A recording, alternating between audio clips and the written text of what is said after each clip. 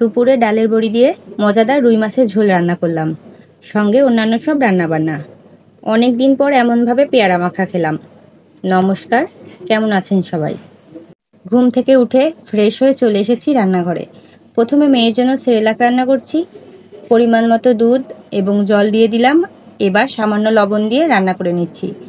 লবণ দেওয়ার কারণে খাবারটা তাড়াতাড়ি হজম হয়, আবার খুব বেশি মিষ্টি অ্যাড করার প্রয়োজন হয় না।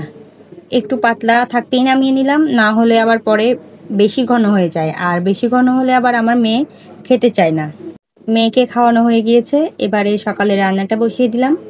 সকালে রান্না করব উচ্ছে ভাজি, আলু পটল দিয়ে রসা। উচ্ছেগুলো ভাজার পাশাপাশি আমি মশলা বেটে নিয়েছি, এবার আলু পটলের রসাটা রান্না করে নেব।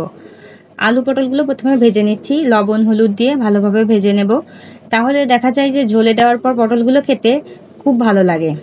তারপর ওই তেলেই জিরা আর তেজপাতা ফোড়ন দিলাম। এখন মশলা দিয়ে কিছুক্ষণ কষিয়ে নেব। মশলা ভালোভাবে কষানো হলে ভেজে রাখা আলু আর পটলগুলো দিয়ে দিলাম। এবারে মশলার সঙ্গে আলু আর পটলগুলো ভালোভাবে মিশিয়ে নিয়ে দিয়ে দিচ্ছি পরিমাণ মতো জল। জল দেওয়ার পরে কিছুক্ষণ ঝোলে জাল করব, তারপরে নামানোর আগে পরিমাণ মতো গরম মশলা বাটা দিয়ে নামিয়ে নিচ্ছি। সকালে রান্না কমপ্লিট। এদিকে দুপুরের রান্নার জন্য মাছগুলো ধুয়ে নিচ্ছি। কিছুটা লবণ দিয়ে ধুয়ে নিলাম, না হলে মনের মতো হয় না।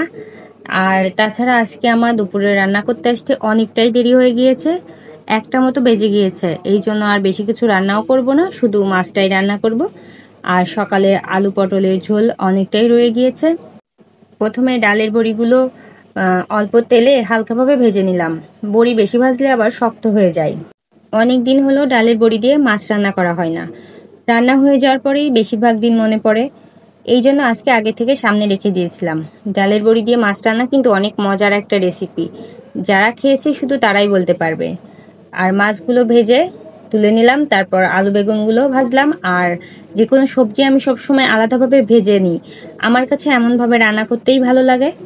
ইচ্ছা করলে মশলার সাথে একবারেও দেয়া যায়, তবে আগে থেকে ভেজে রাখলে মনে হয় একটু বেশি ভালো হয় খেতে।